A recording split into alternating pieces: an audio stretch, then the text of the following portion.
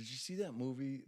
It was all about World War II and the 19. no. It was just one word. It was like the amazing battle that was like the Let me ask you a question. what? Could you ever do this like live on a stage with film students? Of course. Wouldn't that be awesome? I'll tell you what I just did that hurt my heart. We did the 40th anniversary screening and Q&A of Risky Business. And it was unfortunately moderated by somebody who, I swear, talked like this. And this was the question he had for Rebecca DeMornay. Because he talked like this and because the question was so tacky, it literally gutted me like a deer. So, Rebecca, I suppose you know that this weekend Tom Cruise is opening in the latest installment of Mission Impossible.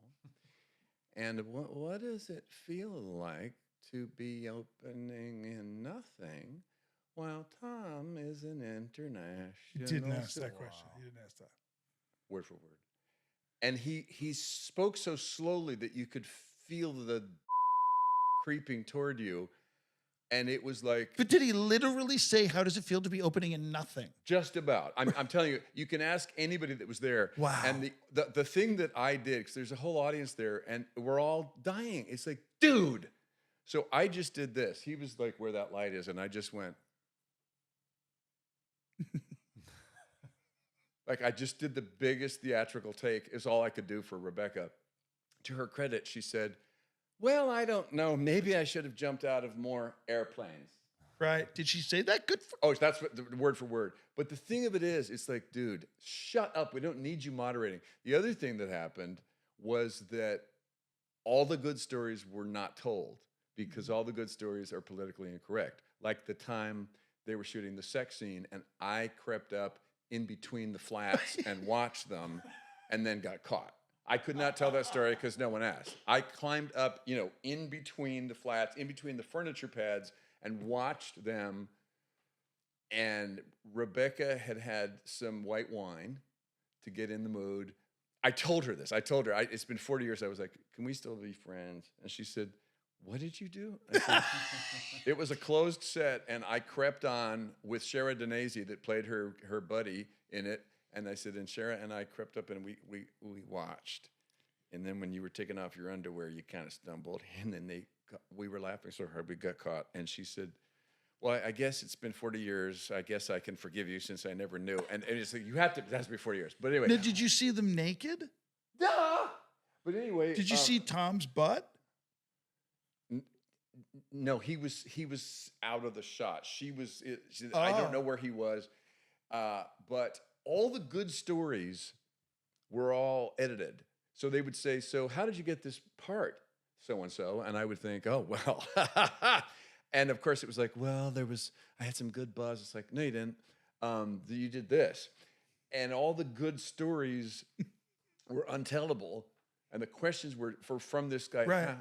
Tell me, Stephen, what's it like having a blue shirt? I was like, dude, shut up and die. And the questions were terrible, and the answers were so denuded of. So I was like, this is the 40th. I'll never do another one. Of course, they'll all be dead by the 50th one. But why are we doing this when all the good questions are not being asked and all the answers are just bleached of content? Like, this isn't fun. It's been 40 years. You should be able to tell what the stuff that really went on. What's the best story that wasn't told? Well, we'll have to get on stage for that now, won't we?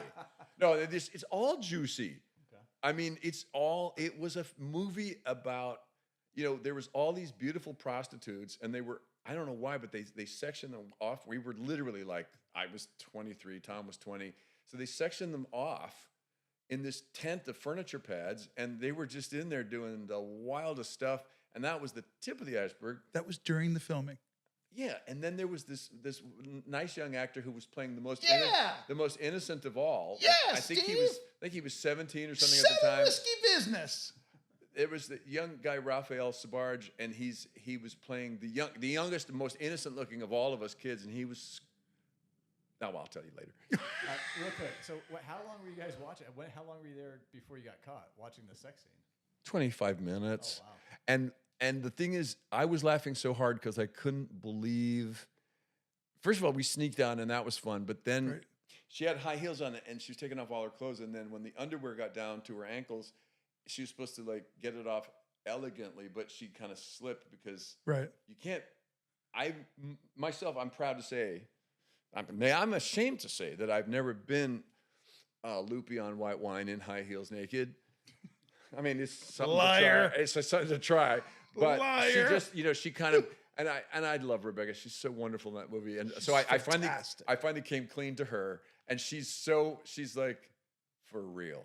I said, yeah. That's so funny. I know. And she, but the thing that was great is I always say to people, like, I don't really know what my religion is, but if I had to worship anything, it would be time, because time really does solve everything. So she looked at me and she was like, for real, Bronson? I said, yeah. She goes, 40 years. I mean, I can't even like rev up like getting mad. It's How great. long ago was this? 40 years. No, that you were having this conversation with her. Oh, 5 months ago or something. Yeah, and she looks fabulous. She does. She's Yeah. I'll tell you the other thing I learned about Rebecca is, and you must know this too, that however good looking you are, the camera does a final focus. It adds 5% to what you have. So people that are just amazing looking in the room, they go a little out. They're like fruit that's overripe. Rebecca in person was a beautiful woman, but there was something, and then the camera just went, zoop, and so when you would look at her, you'd be talking to her, and then someone would say, "Hey, you want to see what's going on?" We didn't have video playback then, but they would see one look in the lens, and it was like, who's this vision? Because the camera just finishes you, and if you start out amazing, it's like when there's too much sugar in your coffee, it just goes. It has to do that one thing, and she was the most extraordinary example I ever saw of that, because she was a riveting woman in person, but on screen it was like, what is happening with these eyes and these cheekbones and these lips, and this otherworldly. She had an otherworldly quality in it, and that was when Je ne sais quoi. Oh, she really had the je ne sais quoi. Right. She was amazing and mysterious. So mysterious. She was so mysterious in a great way. So was Patricia on Through a Mess. It's like, I can't figure her out, but the camera understood her. Guilty pleasures misunderstood. It's so bad it's good.